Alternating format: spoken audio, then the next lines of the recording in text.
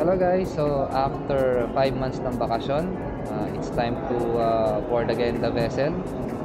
At syempre, this is my first time mag-flight to join the vessel dito sa Clark, which is taga Manila ako. So dito kami ngayon tinapon or schedule ng flight sa Clark.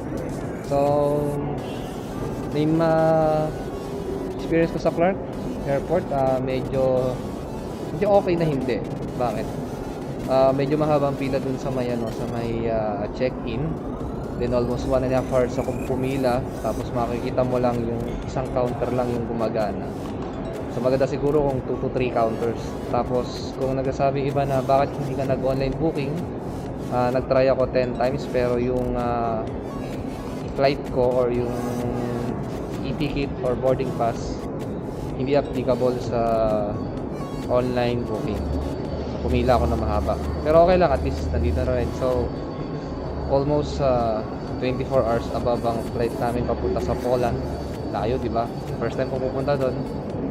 At sana magandang nature sa Bardo. So guys, stick around. Tingnan natin kung ano mangyayari sa book flight. So, bali, ang section zone or seating zone na ay sa E. So, nasa F ako. Yan. Yan. So, meron pang isa. So, 20B ang seating arrangement natin. Wow, after 5 months, sakay ulit, no? Anyway, sige, we'll see. Extend tayo 2 months.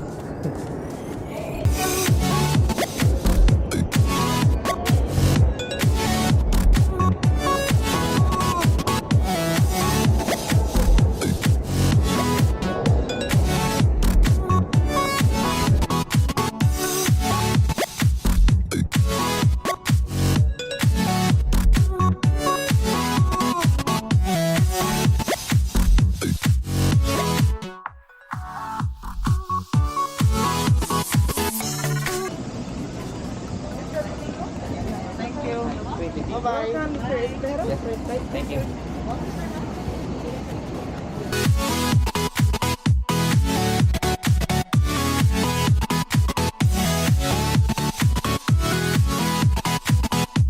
Very good weather condition for our route to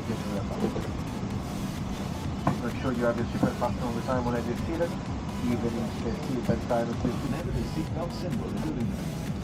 Adjust the belt by pulling the strap and lift the metal flap to unfasten the belt. If you wish to sleep during the flight, fasten the seatbelt over your blanket.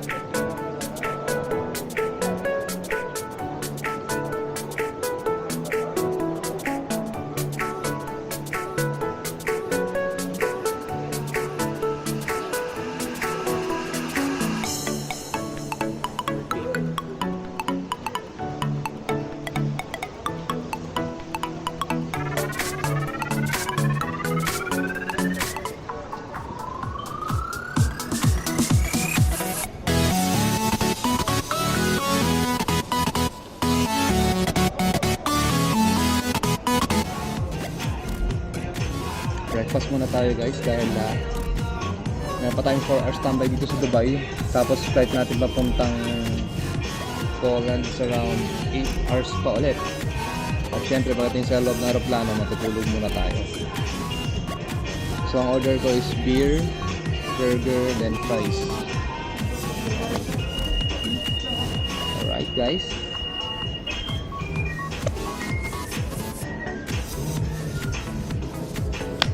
Sana hindi na magbago ang gate. Sana dito lang siya sa C dahil malapit kami dito sa C. Hindi na pumunta ng A, no? Maski may tren. Malayo pa rin ang lakaran.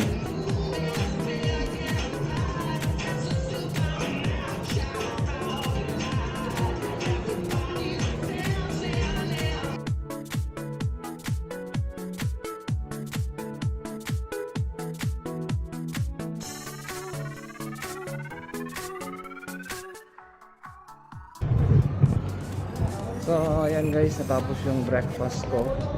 Malapit dito sa may D3 gate. So in case na pupunta kayo sa Dubai, kain kayo dun sa, sa The Hangar. Marami tayong mga kababayang Pinoy na nagtatrabaho doon, mga waiter. Sarap na pagkain nila, Brad. Malasing din ako. So ngayon, mayroon ng gate, yung papuntang Poland, gate C3. So tara, punta natin. Tingin ko na doon na rin yung mga kasama ko kasi wala sila doon sa inupuan nila kanina.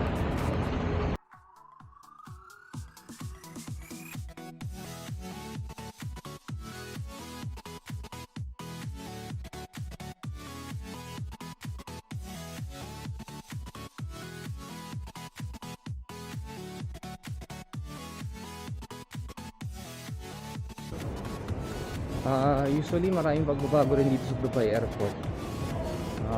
Kung dati halos walang tao tong part na to, alam mo dito ako kumain dati nun. Ngayon napakarami, no?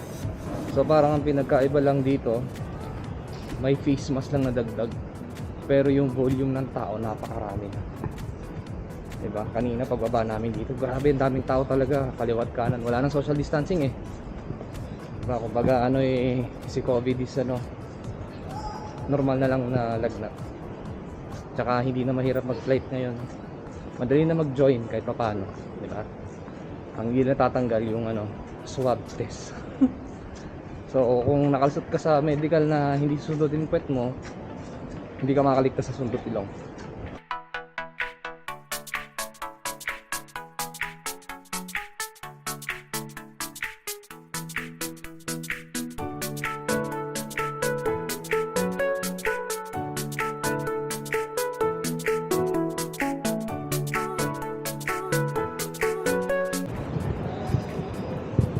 Guys, so nakikita nyo, daming tao, no? Dati no, ako lang naglalakad dati dito eh. Pero ngayon tignan mo, oh. Diba? So back to normal na. Normal life, nadagdag lang, face mask. Oh, so after 10 minutes or 15 minutes more of walking, nandito na rin ako sa gate C3, ayun oh. So yung mga ibang kasamahan ko nandun. So dito na ako pumesto kasi dito may reserbang or vacant na upuan. So see you guys pag mag check in na or papasok na sa loob ng aeroplano. So for the meantime pala, sorry nabubuloy na ako sa antok at sa lasing. So for the meantime, naglalaro na lang muna ako ng Call of Duty, mobile Call of Duty. Sabayin natin sa rin natin sa paglalaro dahil pagdating sa barko puro trabaho na. Alright, so boarding na papuntang Warsaw. So around 7 to 8 hours flight. So nag-wait kami dito ng 7 to 8 hours din. Di nakatulog dahil paiba-iba ng gate. So ngayon pagdating to buong flight to sigurado tulog ako. So first time makakapunta sa Poland.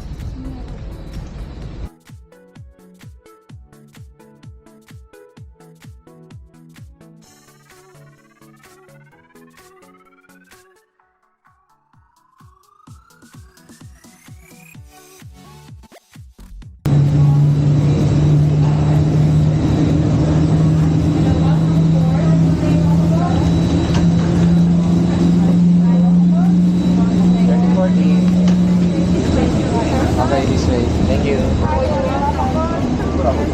34D. Medyo malayo-layo. Gitna ata to.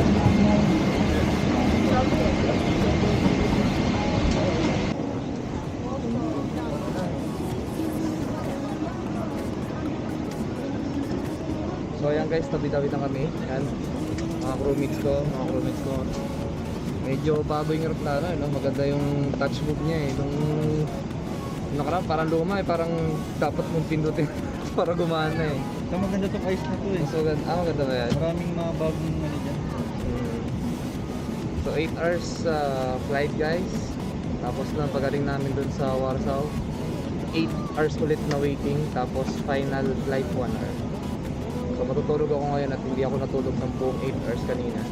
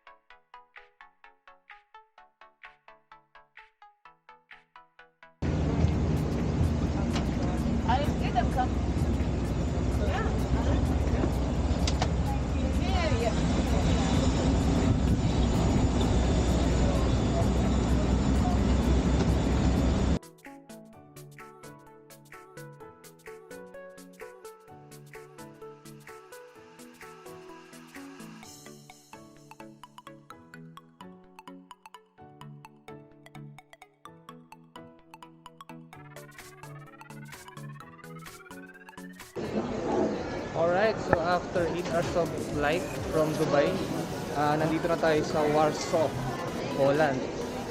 So meron pa kami ulit 7 hours waiting dito sa Warsaw para papuntang Gdansk. Tapos 1 hour flight papunta doon. Tapos first time ko rin na-encounter na even connecting ka, kailangan na ng passport control. Siguro pagdating doon wala ng passport control. So maglakad-lakad muna tayo. Meron pa tayong around 6 hours waiting. So pag feeling ko inaantok ako, feeling ko nagugutom ako, medyo tulog muna tayo sa sa aeroplano. Kaya makatulog. Kasi ngayon hindi rin makatulog masyado. Maski mag-wait ka ng matagal dahil wala pang gate, baka mamaya iba na naman. So tingin-tingin lang tayo guys, kung anong pwedeng kainin, kung anong pwedeng bilhin. Para sign up pa. Actually sign on ako, Brad. So guys, yeah, let's look around to this airport.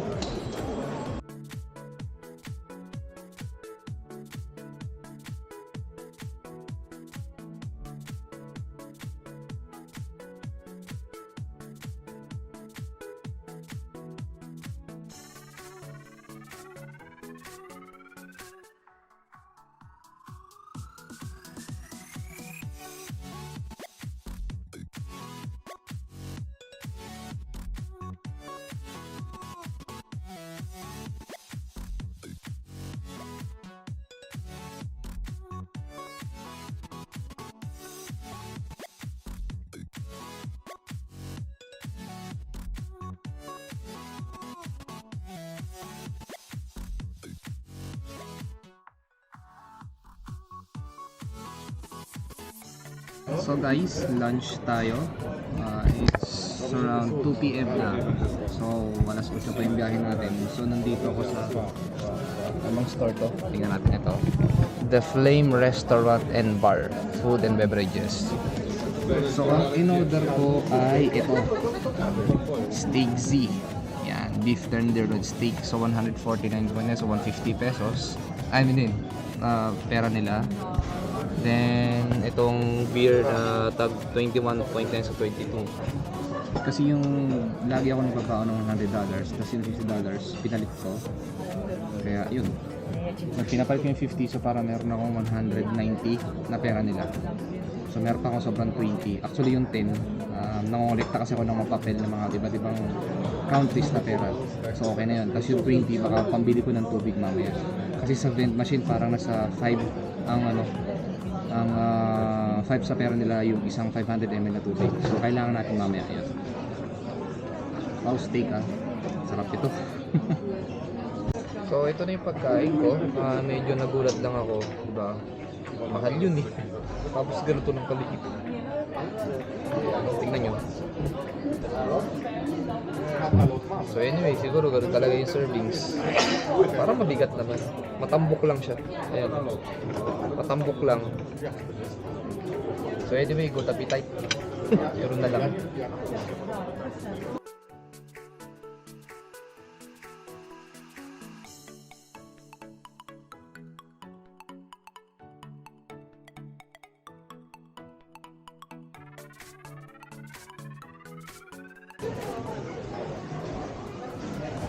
So yung guys, nagulat ako. Usually ang bill ko is 170 plus lang. Then yung nag-bill out ako 190. So para pala siyang US na hindi kasama yung tax or VAT or something parang additional. Kaya ginawa ko na lang. Binayaran ko ng 150 ng cash, tas the rest credit card na lang kasi ayun o. Kailangan ko ng tubig. Diyos ko, walang tubig dun. So, ang gagamitin ko ngayon, yung natira kong 20 na pera nila yan, kung nakikita nyo, pambibili ko ng tubig. So, meron pa akong 1, 2, 3, 4, 5 hours waiting here at the airport. Okay, change plan. Wala silang hindi tumatanggap ng papel yung slot machine, kaya dito na ako bibili sa convenience store. Meron sa tubig dito. Ayun. Parang yung tubig nila. 5. Ito na lang bilhin natin. Pwede na ito. Ay, ito. Ano to? Baka mamaya spirit or water na naman to. Kano ba to? 1 liter. Pwede na to.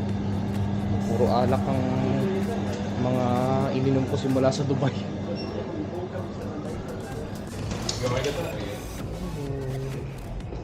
Right. Let's go with you guys. Medyo nakatulog tayo. Let's go. Tapos niyan, hotel.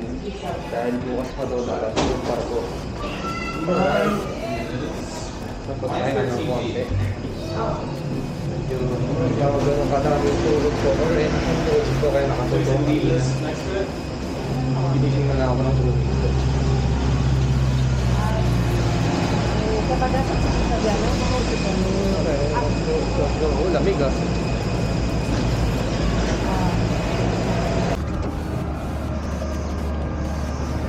Wow, para pa po kami Boracay ah.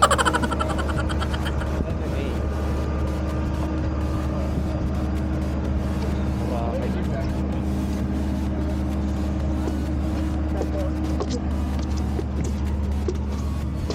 Hi, 7-8.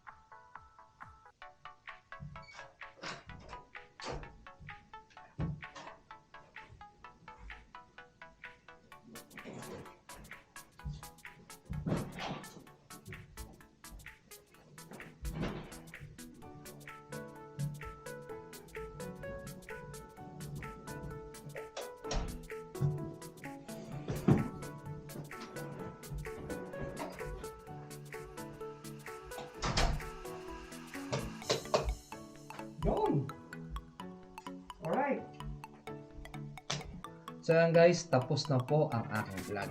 And bago natin tapusin ang vlog, kailangan muna nating ipakita ang mga shoutouts at ito po sila.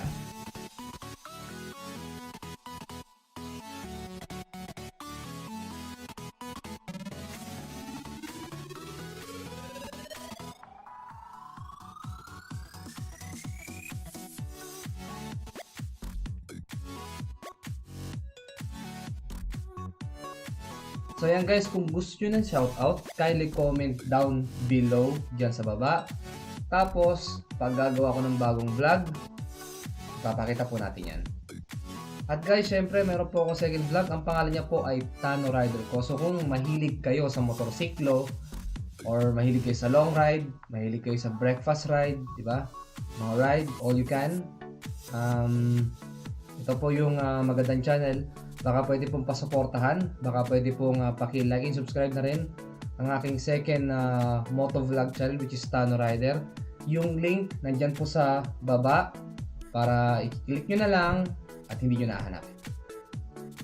So yan guys, thank you very much. I completed my vlog. See you on my next vlog.